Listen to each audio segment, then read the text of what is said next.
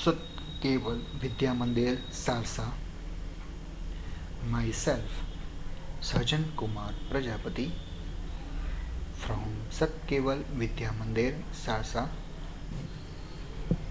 Class 11 science subject physics unit number 3 topic example part number 5 મિત્રો આપણે previous લેક્ચરની અંદર તમે જોઈ શકો છો તે એક્ઝામ્પલને પાર્ટ 3 સુધી કાઉન્ટ કર્યા હતા અને જે ડી નંબરનો ક્વેશ્ચન છે ત્યાંથી આપણે એને બાકી રાખ્યું હતું. તો આજે આપણે ત્યાંથી જ તેની શરૂઆત કરીશું. તો ચાલો આજના આ ફિઝિક્સના લેસનની અંદર આજના આ ટોપિકથી શરૂઆત કરીએ. તો ચાલીએ શરૂ કરતે. મિત્રો તમે જાણો છો ક્વેશ્ચન આપણો એવો હતો કે જ્યારે દડાને મહત્તમ ઊંચાઈ સુધી ફેંકવામાં આવે છે ત્યારે તે ઊંચાઈ કેટલી હશે, મતલબ કેટલી ઊંચાઈ સુધી પહોંચશે તે ઊંચાઈ આપણે લાવવાની છે, એટલે કે h શોધીશું, જેને આપણે અંતર પણ કહી શકીએ છીએ. મિત્રો યાદ રાખજો, હું એ શબ્દ વાપરું છું જેને આપણે અંતર પણ કહી શકીએ છીએ. અને તે કેટલા સમય બાદ એટલે કે ઉપર જયા બાદ નીચે આવીને ખેલાડીના હાથમાં પાછો આવે તે સમય નોંધવાનો છે, એટલે કે નોટ કરવાનો છે, એટલે કે શોધવાનો છે. અને આ માટે આપણે જીની વેલ્યુ 9.8 ઉપયોગમાં લઈશું. તો ચાલો શરૂઆત કરીએ. મિત્રો આપણે કહ્યું એમ કે ધારો કે આપણે દડાને જ્યારે ઉપર ફેંકીએ છીએ ત્યારે જ્યારે મહત્તમ ઊંચાઈ સુધી એ પહોંચશે અને જ્યારે સ્થિર થઈ જશે થોડાક સમય માટે, ક્ષણિક સમય માટે, તે દરમિયાન લાગતો સમય આપણને ખબર છે નહીં. અને ફિઝિક્સમાં જે ખબર ના પણ હોય એને આપણે પહેલાં તો ધારી લેવાનું. ધારી લઈએ કે ધારો કે સમય કેટલો છે, તો સ્મોલ ટી છે, અને જે ઊંચાઈ સુધી એ દડો પહોંચે છે તેની ઊંચાઈ આપણે ધારી લઈએ છીએ કેટલી છે, કેપિટલ એચ છે. કેટલી છે, કેપિટલ એચ છે. બરાબર છે. શું આટલું ધારી લીધું? હવે જલ્દી આપો કે જ્યારે દડાને આપણે ફેંકીએ છીએ ત્યારે આપણે લાવવું છે શું, ટી અને એચ લાવવું છે. તો ટી અને એચ એટલે કે અંતર અને ટી એવું સમય અને ગતિની વાત કરીએ છીએ તો ગતિનું કયું સમીકરણ વાપરી શકાય જેમાં આ બંને વેલ્યુઝ હોય શોધવાની છે, તો આપણે શોધી શકીએ. તો એના માટે આપણને શું કરવું પડશે, તો આપણે જાણીએ છીએ કે ગતિનું સમીકરણ છે v² - v0² બરાબર 2ad, જેમાં d એટલે કે અંતર પણ આવે છે. બરાબર છે. તો અંતર આવે છે, સમય આવતો નથી, તો આપણે અંતર શોધી કાઢીશું. તો અંતર માટે એ સમીકરણનો આપણે ઉપયોગ કરીએ. તેનામાં આપણે પહેલાં તો જોઈશે શું, v એટલે કે અંતિમ વેગ જોઈશે, જે આપણી પાસે અંતિમ વેગ કેવો છે કે જ્યારે મહત્તમ ઊંચાઈ પહોંચે ત્યારે પણ જ્યારે ક્ષણિક સ્થિર થશે, મતલબ કે અંતિમ વેગ કેવો છે, મહત્તમ ઊંચાઈ પહોંચ્યા બાદ શૂન્ય મળશે. પ્રારંભિક વેગ દડા જ્યારે પ્રારંભમાં ફેંકવામાં આવે છે ત્યારે આપણને વેગ મળી ગયો છે, ઓકે, તે પણ છે. તો એ એટલે કે ગુરુત્વ પ્રવેગનું મૂલ્ય આપણે જાણીએ છીએ, આપણને આપેલું છે, તો ડી મળી જાય. યસ. તો આ સમીકરણ આપણે ઉપયોગ કરી શકીએ. આવી રીતના વિચારી અને સમીકરણ આપણે મૂકવાના છે, ઉપયોગમાં કરવાના છે. તમારે પણ આ રીતે જ ફોલોઅપ કરવાનું રહેશે બીજા એક્ઝામ્પલની અંદર પણ. એટલે તમારે 3 સમીકરણ જે આપણે ગતિના જાણીએ છીએ સમીકરણ, એવું નહીં કે આ સમીકરણ બીજા સમીકરણ મૂકીને પણ આ બધી વેલ્યુઝ સાથે સરખાવીને તમે જોઈ શકો છો. જો મેચ થતું હોય તો તમે એનો પણ ઉપયોગ કરી શકો છો. તો અત્યારે મારી પાસે આ સમીકરણ મેચ થાય છે, તો એની માટે મારી પાસે આ સમીકરણ મૂકી દઈએ કે ગતિનું સમીકરણ કયું છે, v² - v0² બરાબર 2ad મુજબ. ચલો, v એટલે શું, તો અંતિમ વેગ કહેવાય, આપણે જાણીએ છીએ. v0 એટલે શું, પ્રારંભિક વેગ કહેવાય, જાણીએ છીએ. અંતિમ વેગ એટલે કયો કે જ્યારે દડો અંતિમ એટલે કયો આવશે, જ્યારે મહત્તમ ઊંચાઈએ પહોંચી જશે ત્યારે. તો પછી ત્યાં તો દડો સ્થિર હોય છે, મતલબ કે એનો વેગ કેવો હોય, શૂન્ય હોય. તો અંતિમ વેગનું મૂલ્ય કેટલું લેવાનું, શૂન્ય લઈ લઈએ. પ્રારંભિક વેગ એટલે દડા જ્યારે પ્રારંભમાં ફેંકવામાં આવે છે ત્યારે તેનો વેગ કેટલો છે, તો એ આપણને રકમમાં કહ્યું છે કેટલો છે, તેનો વેગ છે 29.4 મીટર પર સેકન્ડ. તો ચલો 29.4 મીટર પર સેકન્ડ આખાનો સ્ક્વેર ઇઝ ઇક્વલ ટુ 2 એટલે કે એમના એમ. એ એટલે શું, પ્રવેગ, પણ એક પ્રવેગ છે. દડો ગુરુત્વ પ્રવેગ સાપેક્ષે વાત કરી સાપેક્ષ ગતિ કરી રહ્યો છે, માટે અહીંયા પ્રવેગ પણ આપણે કયો લેવાનો છે, ગુરુત્વ પ્રવેગ લેવો પડશે. તો ગુરુત્વ પ્રવેગનું મૂલ્ય કેટલું લેવાનું છે, 9.8, જે આપણને રકમમાં આપેલું છે. ડી એટલે કે અંતર આપણે શોધવું છે, પણ અહીંયા અંતર આપણે શું કહીએ છીએ, ઊંચાઈ લેવી છે ને, તો આપણે ડી જગ્યાએ આપણે એચ એટલે ઊંચાઈ પણ લખી શકીએ છીએ. મેં જો એ બતાવ્યું છે, તમે ડી પણ લખી શકો છો, પણ આપણે હાઇટ શોધી છે એટલા માટે આપણે હાઇટનું એચ લખીશું. યસ. તો આ બધું આપણને મળી ગયું. આમાંથી એચને બનાવી સૂત્ર કરતો આપણને આન્સર કેટલો મળશે, -44.1 મીટર જોવા મળે છે. રાઈટ. તમે મિત્રો ધ્યાન આપો, આપણે આગળ ધાર્યું છે કે ઉપર તરફની દિશા આપણે કેવી લીધી છે, તો માઇનસ લીધી છે. જો અહીં પર માઇનસ મળ્યું, -44.1 મીટર જોવા મળે છે. રાઈટ. તો આપણને હાઇટ કેટલી મળી, તો આટલી હાઇટ જોવા મળે છે. હવે આટલી હાઇટ તો ખબર પડી ગઈ, પણ એ હાઇટ પર દડો ગયો અને પાછો એટલી જ હાઈટ કાપીને નીચે આવ્યો, અંતર કાપીને નીચે આવ્યો, તો નીચે આવતા લાગતો સમય કેટલો છે એમાં શોધવું છે. તો હવે એવું 3 સમીકરણમાંથી એવું સમીકરણ બેસાડો હોય જેમાં બધી વાર આપણને મળતી હોય પણ સમય શોધી શકતા હોય. તો મારી પાસે એક સમીકરણ છે, કયું છે? v બરાબર v0 વત્તા at. હવે ધ્યાન આપો, v એટલે કે અંતિમ વેગ છે, v0 એટલે પ્રારંભિક વેગ એ પણ છે, a એટલે ગુરુત્વ પ્રવેગ એ પણ છે, અને t મારે શોધવો છે. તો મળી જાય? યસ. ચલો, તો આ સમીકરણમાં વસ્તુ આવે છે તેમાં આપણે બધી મૂકી દઈએ. તો v આપણે આવશે 0, v0 ની કિંમત કેટલી લખવાની છે આપણને અંદર આપેલી છે, લખી કાઢી, રાઈટ. પ્લસ ના પ્લસ a એટલે એની જગ્યાએ આપણે g લખી શકીએ, એને લખીશું g ઇન્ટુ t. તો g કેટલો આવશે? 9.8. t જે આપણે શોધવાના છે tm ના m. ચલો, 9.8 ઇન્ટુ t સૂત્ર કરતાં બનાવો તો આપણને શું મળશે? 29.4 આન્સર જોવા મળશે. આગળ બાજુ તો પ્લસ થઈ જાય, તો t ને સૂત્ર કરતાં બનાવીશ તો t બરાબર 29.4. આ 9.8 ક્યાં જશે? છેદમાં. તો 9.8 ઇઝ અ ડાઉન સાઇડ. તો સમય કેટલો મળ્યો? આટલો કંઈક જોવા મળ્યો. કેટલો? 3 સેકન્ડ જોવા મળે છે. મિત્રો ધ્યાન આપો કે જ્યારે પ્રારંભિક અંતર માટે આપણે સમય ધારો કે એટલે કે દડાને ઉપર મહત્તમ ઊંચાઈ પહોંચતા લાગતો સમય કેટલો છે? 3 સેકન્ડ છે.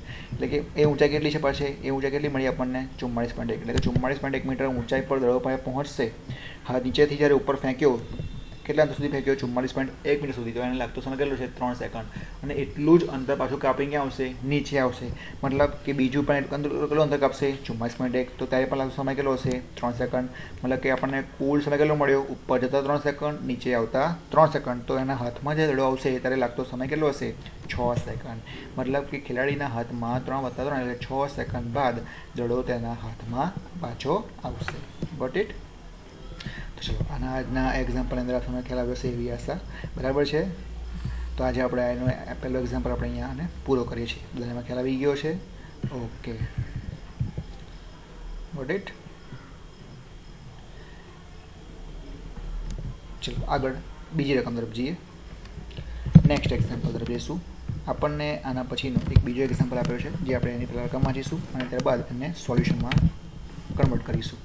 જો પહેલાં રકમ વાંચીએ કે નીચે આપેલ કથનોને ધ્યાનપૂર્વક વાંચી નીચે આપેલ કથનને આપણે વાંચવાનું છે અને ત્યારબાદ ઉદાહરણ અને કાં તો કારણ કાં તો ઉદાહરણ સાથે ચર્ચા કરવાની છે. એટલે કે કથન વાંચી આપણે કથનને ઉદાહરણ સાથે કાં તો કારણ સાથે ચર્ચા કરવાની છે. હવે તે સાચા છે કે ખોટા તે પણ જણાવવાનું છે અને કણની એક પરિમાણિક ગતિ માટે આપણને અલગ અલગ કિસ્સાઓ આપેલા છે 1, 2, 3, 4 રીતે. એટલે પ્રશ્ન બરાબર સમજી લઈએ કે આપણને પ્રશ્નમાં એવું કીધું છે કે અહીંયા આપણે આપેલા કથનો બરાબર વાંચીશું, સમજીશું અને ત્યારબાદ ઉદાહરણ સાથેની ચર્ચા કરીશું કાં તો કારણ સાથેની ચર્ચા કરીશું. અને એ પણ કહેવાનું છે કે એ કથન સાચું છે કે ખોટું છે. બરાબર છે? અને આ બધું આપણે સમજાવવા માટે આપણને પ્રશ્ન એવો કીધો છે કે કણની જ્યારે એક પરિમાણિક ગતિ થતી હોય, કે થતી હોય એક પરિમાણિક ગતિ થતી હોય ત્યારે અમે તો ધ્યાન આપો, કણની એક પરિમાણિક ગતિ એટલે કણ કેવો હશે? સુરેખ માર્ગે હોવો જોઈએ. કેવો હોવો જોઈએ? સુરેખ માર્ગે હોવો જોઈએ.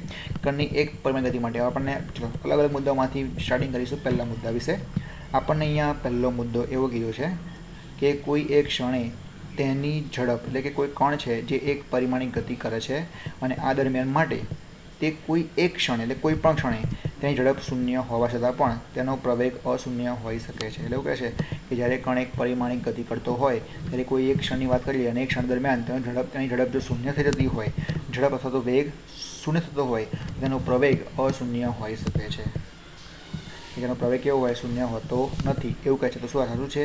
તો આપણે આનો આન્સર આપીશું કે હા, આ વાક્ય સાચું છે. કેમ? તો સમજીએ કે જ્યારે કોઈ પદાર્થને આપણે ઉધ્વ એટલે કે ઉપર તરફ ફેંકીશું, ક્યાં ફેંકીશું? આપણે આગળ એક્ઝામ્પલ જોયું જ્યારે કોઈ દડાને આપણે પદાર્થ છે કે દડો લઈએ કે જ્યારે દડાને આપણે જ્યારે ઉપર તરફ ફેંક્યો, બરાબર છે, એટલે કે ઉધ્વ દિશામાં ફેંક્યો ત્યારે તે મહત્તમ ઊંચાઈ પહોંચી ગયો છે. મને શું કહ્યું છે કે જ્યારે કોઈ એક ક્ષણે એટલે કે આપણે એ સુરેખ માર્ગે જ ગયો છે એટલે કે ગતિ કઈ છે? એક પરિમાણિક છે, એની દિશા બદલાતી નથી.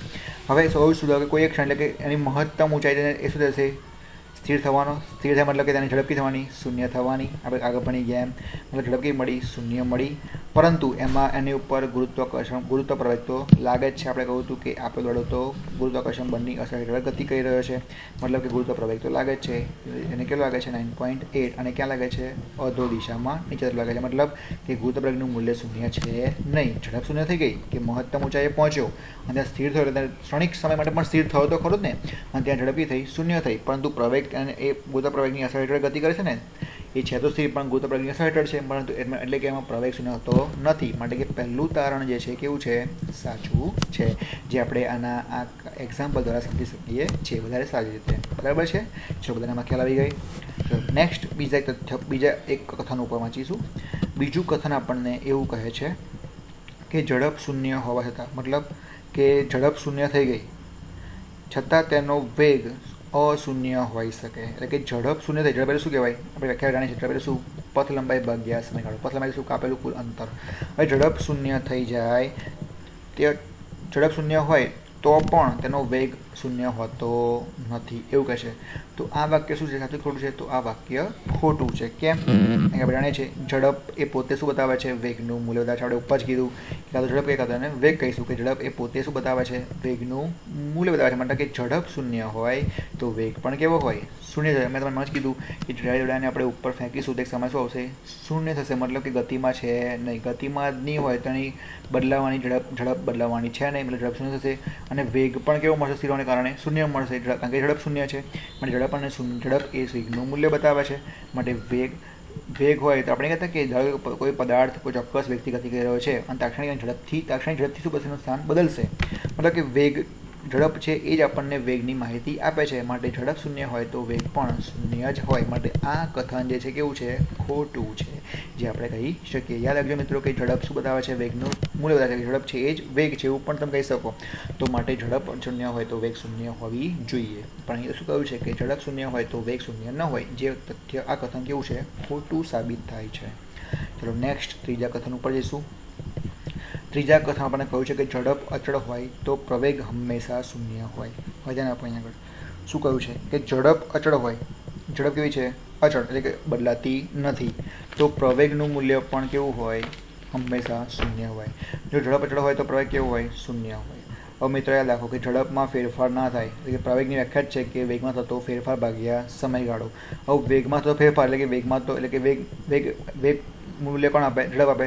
હવે ઝડપનું મૂલ્ય બદલાતું નથી, બરાબર, એટલે કે અચળ રહે છે. તો વેગ પણ કેવો હશે, અચળ, એટલે કે વેગનો તફાવત પણ કેવો છે, અચળ છે. એટલે વેગ કેવો મળ્યો, શૂન્ય મળ્યો. અને વેગ જ શૂન્ય મળે તો ઝડપ પ્રવેગ બરાબર વેગ ભાગ્યા સમય, તો વેગ શૂન્ય ભાગ્યા સમય, તો પ્રવેગ પણ કેવું મળશે, શૂન્ય જોવા મળે છે. માટે આ કથન કેવું છે, સાચું છે. તો આપણે એક એક્ઝામ્પલ સમજીએ કે જો કણ તક્ષણે તે જ ઝડપે પાછો ફેંકાય, એટલે કે ધારો કે કણ છે અને એ તક્ષણે જે કંઈ દેખાય એક જ એની એ ઝડપે પાછો ફેંકાશે, તો આનો અર્થ એ થાય છે કે પ્રવેગ કેવો થઈ જાય છે, અનંત થઈ જાય છે. એટલે પ્રવેગનું મૂલ્ય થાય છે આપણને અનંત મળે છે, જે શક્ય છે નહીં. આ આનંદ તમે સમજી શકો છો કે આપણે એવું કહેવામાં આવ્યું છે કે જો કણની જે ઝડપ છે એ ઝડપથી પાછોથી જો ઉપર જઈ રહ્યો હોય અને ઝડપથી પાછો ક્યાં આવે, નીચે આવે, એટલે કે કણની ઝડપમાં શું થયો, ફેરફાર શૂન્ય મળ્યો. ઝડપ પરનો ફેરફાર શૂન્ય મળ્યો તો પ્રવેગ કેવો મળે, અનંત મળે ને. પ્રવેગ બરાબર શૂન્ય ભાગ્યા સમય, પ્રવેગ બરાબર શૂન્ય ભાગ્યા સમય, જે શૂન્ય શું છે, વેગ છે, નીચે સમય છે, તો પ્રવેગ કેવું મળશે, અનંત મળશે. તો પ્રવેગની વ્યાખ્યા પરથી આપણે શું કહી શકું કે આ વાક્ય એટલે કે કથન કેવું છે, સાચું છે. કેવું છે, સાચું છે. ચલો ચોથા કથન ઉપર જઈશું. ચોથા કથનમાં આપણને અહીંયા આગળ એવું કીધું છે કે પ્રવેગના ધન મૂલ્ય માટે ગતિ વધતી હોય છે. હવે ધ્યાન આપો, એ શું કહ્યું છે કે પ્રવેગનું ધન મૂલ્ય એટલે કે પ્રવેગ આપણે જાણીએ છીએ વેગ ભાગ્યા સમય, એટલે કે વેગનો ફેરફાર કેવો મળે આપણને, ધન મળે. હવે વેગનો ફેરફાર ધન મળે તો પ્રવેગ કેવું, પ્રવેગનું મૂલ્ય આપણને ધન મળતું હોય તો એના મૂલ્ય માટે ગતિ જે છે એ વધતી જ હોય એવું આપણને કહેવા માગે છે. તો વેગ શું છે, સ્થાનાંતર. હવે સ્થાનાંતર આપણે જાણીએ છીએ કે વેગ બરાબર શું આવે, સ્થાનાંતર ભાગ્યા સમયગાળો. હવે સ્થાનાંતર તો શૂન્ય પણ હોય, ધન પણ હોય અને ઋણ પણ હોય, બરાબર છે. હવે સ્થાનાંતરનું મૂલ્ય એટલે કે મૂલ્ય આપણને ધન પણ મળે તો પછી વેગનું મૂલ્ય પણ ધન મળી શકે. સ્થાનાંતરનું મૂલ્ય શૂન્ય મળે તો આપણને વેગનું મૂલ્ય પણ શૂન્ય મળે. તે રીતે પ્રવેગ પણ શું થાય, બદલાતો જતો હોય. હવે શું કહીએ, પ્રવેગ ધનનું મૂલ્ય માટે ગતિ વધતી જાય છે. તો શું કહીશું આપણે આમાં કે ના, આ વાક્ય ખોટું છે. કેમ, જો સમજીએ કે જો આપણે ગુરુત્વ પ્રવેગ ક્યાં લાગે, હંમેશા એ નીચે તરફ એટલે કે અધો દિશામાં લાગે છે, બરાબર છે. જી ક્યાં લાગે છે, નીચે તરફ લાગે છે. જી એટલે ગુરુત્વ પ્રવેગ, તે દિશાને આપણે ધન લઈ લઈએ. અમે આપણે આગળના એક્ઝામમાં વાત કરી એ જ એનો જ આપણે ઉપયોગ કરીશું કે જો ગુરુત્વ પ્રવેગનું મૂલ્ય આપણે જો જી જે છે એ જે અધો દિશામાં લાગે છે એ કેવું છે, નીચે તરફ લાગે છે, એટલે કે ધન દિશામાં લાગે છે, એને આપણે ધન તરીકે લઈએ છીએ. તો ઉધો દિશામાં આપણે જો પદાર્થને ફેંકીશું, બરાબર છે, તે પદાર્થનું ઉધ્વ દિશામાં પ્રક્ષિપ્ત પદાર્થની ઝડપ શું થશે, ઘટતી જશે. એટલે કે જે ઉપર તરફ જે પદાર્થ જશે એ પદાર્થ કેવો હશે, નેગેટિવ. એટલે શું આપણને ઘટાડો જોવા મળ્યો. પરંતુ જો ઝડપ અને પ્રવેગની દિશા એટલે કે ઝડપ મળે છે તે અને પ્રવેગ મળે છે તે, એ બંનેની દિશા કેવી હોય, એક જ હોય. એટલે કે બંને કેવા હોય, એક જ દિશામાં હોય તો ઝડપ શું થાય, વધતી જાય છે. બરાબર. એટલે આપણે આના પરથી એવું ફલીભૂત કર્યું કે ગુરુત્વ પ્રવેગ નીચે તરફ લાગે છે, પરંતુ પ્રવેગ ક્યાં મળ્યો? નીચે તરફ મળ્યો. એટલે પ્રવેગનું મૂલ્ય ક્યાં છે? નીચે તરફ ધન છે, રાઈટ. અને આપણે જે પદાર્થને પ્રક્ષેપ ગતિ એટલે ઉપર તરફ ગતિ કરાવીએ છીએ એ ગતિ ઉપર તો શું થાય છે? ઘટતી જાય છે. મતલબ કે એના વેગમાં શું થાય છે? ઘટાડો થાય છે. મતલબ કે એની ગતિમાં શું મળશે? આપણને ઘટાડો જોવા મળશે, વધારો જોવા મળતો નથી. દેટ મીન્સ કે અહીંયા પ્રવેગને મને ધન મળવા માટે આપણને ગતિમાં શું થાય છે? વધતી જોવા મળે. એ વાક્ય ખોટું છે. ગતિ શું મળે? ઘટતી જોવા મળે. દેટ મીન્સ કે આ વાક્ય ખોટું છે. આ તથ્ય અહીંયા આ કથન આપણને શું સાબિત અહીંયા આપણને ખોટું સાબિત થાય છે. તો આજે આપણે અહીંયા કથનના અલગ મુદ્દાઓ વિશે અને તેને સમજી આપણી નોલેજ પ્રમાણે જે આ ચેપ્ટર ભણ્યા એના રિલેટેડ આપણે આજે અહીંયા થોડી માહિતી ઉપયોગ કરીને આજે એને સોલ્વ કરવાનો પ્રયત્ન કર્યો. જે આપ સૌને ખ્યાલ આવે છે એવી આશા. સાથે સાથે આપણે અહીંયા આજે કેટલીક વ્યાખ્યાઓ પણ રિમાઇન્ડ કરવાની છે. તો બધા નોટને પેન લઈ લેશો. પહેલી જે વ્યાખ્યા છે એ પ્રશ્નાઓ તમને પૂછાઈ શકે કે પ્રતિક્રિયા સમય એટલે શું? પ્રશ્નાઓ પૂછાય છે કે પ્રતિક્રિયા સમય કોને કહેવાય? હવે તમને સમજાવું, ધ્યાનથી સાંભળજો કે પ્રતિક્રિયા સમય કોને કહેવામાં આવે છે. તો આપણે જાણીએ છીએ કે કેટલીક વાર આપણે વાહન ચલાવતા હોઈએ છીએ, બરાબર છે. તો વાહન ચલાવતા આપણે અચાનક જ વાહનને શું કરવી પડે છે? બ્રેક લગાવવી પડે છે. એટલે આપણે આપણી ફિઝિક્સની ભાષામાં શું બોલીશું? બળ લગાવવું પડે છે. તમને એક્ઝામ્પલ આપું કે જ્યારે તમે વાહનમાં ગતિ કરી રહ્યા હોય અને તમે જ્યારે માર્ગમાં એકદમ વચ્ચે કોઈ માણસ આવી ગયો કે કોઈ પશુ આવી ગયું એવું તમને કોઈ દેખાય તો મારી જે ઝડપથી ચાલતી ગાડી છે એને તમે શું કરશો? એકદમ જ એને ઝડપથી રોકવા પ્રયત્ન કરશો, બરાબર છે. અને આની માટે તમે શું લગાવશો? બ્રેક મારશો. માટે કે નિરીક્ષકે જ્યારે માણસને વચ્ચે એકદમ આવતા જોયું, નિરીક્ષક એટલે કોણ? જે ગાડી ચલાવે છે તે. તેણે જ્યારે ત્યાં માણસ કે પશુને ગમે તેને વચ્ચે એકદમ આવતા જોયો, બરાબર છે. અને એ જોયા બાદ એણે વિચાર્યું અને વિચાર્યા બાદ એણે શું કરી? બ્રેક લગાવી, બરાબર છે. તો આ દરમિયાન એણે જે સમય લીધો, બરાબર છે, કે એણે બ્રેક લગાવવા માટે જે વિચાર્યો, જોયું અને સમય લીધો એ સમયને શું કહેવાય છે? પ્રતિક્રિયા સમય કહેવામાં આવે છે. નામ પરથી ખબર પડે પ્રતિક્રિયા, બરાબર છે. કે એક વિચાર કર્યું અને એના માટે અમલ કરવા માટે એને જે સમય લીધો એને શું કહેવામાં આવે છે? પ્રતિક્રિયા સમય લેવામાં આવે છે. એ સમય સૂક્ષ્મ ભલે ને સૂક્ષ્મ હોય પણ એ સમય આપણે શું લઈએ છીએ? એને પ્રતિક્રિયા સમય તરીકે ઓળખીએ છીએ. ઇન શોર્ટ આપણે શું બોલીશું કે ડ્રાઈવરે વિચારવા માટે અને અમલ માટે કે એને જોઈને એને શું અમલ કરવો? બ્રેક કેવી મારવી, ઓછી મારવી, વધારે મારવી, એનો અમલ માટે જે સમય લીધો એ સમય શું કહેવાય છે? પ્રતિક્રિયા સમય કહેવામાં આવે છે. અને જે પ્રતિક્રિયા સમય છે એ કેવી પરિસ્થિતિ છે એ પરિસ્થિતિની પર આધાર રાખે છે. અને એને એ માણસને જોઈને કેવી રીતના બ્રેક મારવી એ માણસની ડિપેન્ડ પર કામ કરે છે, બરાબર છે. એટલે કે આપણે બોલીશું કે પ્રતિક્રિયા સમય જે છે પરિસ્થિતિની વિષમતા પર અને અમલ કરનાર વ્યક્તિ પર આધાર રાખે છે, રાઈટ. એટલે કે પ્રતિક્રિયા સમય જે પ્રતિક્રિયા સમય જે વ્યક્તિ ઓછામાં ઓછો લે એને સારો વ્યક્તિ કહેવામાં આવે છે. મતલબ કે કોઈ વ્યક્તિ પ્રતિક્રિયા સમયમાં ઓછા સમયમાં આખી પરિસ્થિતિને વણી લે કે મારે શું કરવું જોઈએ તો એની એક ક્ષમતા કઈ કહેવાય? સારી કહેવાય. તો આ આપણે વાત કરી કે પ્રતિક્રિયા સમય કોને કહેવામાં આવે છે. બીજી વસ્તુ કે મુક્ત પતન કોને કહેવાય? તો મુક્ત પતન એટલે શું?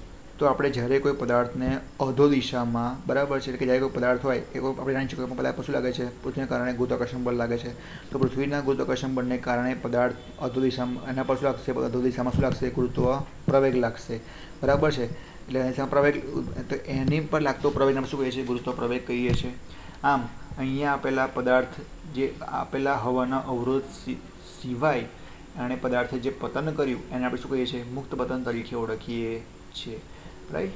તો મુક્ત પતન શું? જ્યારે પદાર્થને ફેંકવામાં આવે ઉપર હાઈટ ઉપરથી ફેંકીશું, એટલે કે ઊંચાઈવાળી ટેકરી છે અને ત્યાંથી પદાર્થ શું કરું છું? ફેંકું છું, હાથમાંથી છોડી દઉં છું. તો એ છોડતા એક ગુરુત્વાકર્ષણ બળને કારણે પદાર્થ પર લાગતા પ્રવેગ જેને આપણે ગુરુત્વ પ્રવેગ કહીએ છીએ એની સાથે શું કરશે? ગતિ કરશે. તો એવી ગતિ કરતા પદાર્થ શું કહેવાય છે? મુક્ત પતન પદાર્થ કહેવામાં આવે છે. તો આ બે વ્યાખ્યાઓ કરવાની છે. એટલે મુક્ત પતનની વ્યાખ્યા પર શું બોલીશું કે જ્યારે કોઈ પદાર્થને કોઈ ઊંચાઈ પરથી મુક્ત રીતે છોડવામાં આવે છે ત્યારે તે ગુરુત્વાકર્ષણ બળના પ્રવેગની અસર હેઠળ શું કરશે? ગતિ કરે છે. તો અને એ દરમિયાન એના પર હવાનો અવરોધ લાગતો નથી. તો આવી ગતિ કરતા પદાર્થને શું કહેવાય છે? મુક્ત પતન કહેવામાં આવે છે. અને બીજી વ્યાખ્યા આપણે બોલ્યા પ્રતિક્રિયા સમય એટલે શું? કે તેમાં શું બોલીશું કે જ્યારે કોઈ વ્યક્તિ કોઈ ચોક્કસ પ્રક્રિયાને કામગીરી માટે લેવા માટે, વિચારવા માટે, અમલ કરવા માટે જરૂરી સમય લે છે એને પ્રતિક્રિયા સમય તરીકે ઓળખવામાં આવે છે. નોટ ડાઉન કરી લેશો. તો હું આશા રાખીએ કે આજના આ લેક્ચરની અંદર આપ સૌને મજા આવી હશે, ખ્યાલ આવ્યો હશે એવી આશા. જય હિન્દ, જય Bharat. Thank you very much.